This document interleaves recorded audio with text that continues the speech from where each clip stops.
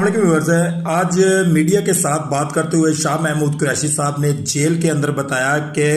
जिस वक्त इनके साथ इनके दोस्तों ने यानी कि जो इमरान खान साहब के साथ गद्दारी करने के ऊपर इनको उकसा रहे थे कि आप इमरान खान साहब का और पीटीआई का साथ छोड़ दें, उसमें वो कह रहे हैं, उन्होंने आज नाम अनाउंस कर दिए कि अली जैदी साहब, महमूद मौलवी साहब, उसके बाद उन्होंने कहा राजा रियाज साहब, फवाद चौधरी साहब, सरदार तनवीर इलियास साहब, आमिर कियानी साहब, और उन्होंने कहा जी इमरान इस्माइल साहब ने आके जो है वो हमें बहुत से लेक्चर दिए कि इमरान खान साहब को छोड़ना ही वाहिद हल है। अगर आप अपनी सियासत करना चाहते हैं, हम सब मिलकर जो है वो पीटीआई चला लेंगे, इमरान खान साहब को साइड लाइन लगा देते हैं, इमरान खान साहब के खिलाफ जो है आप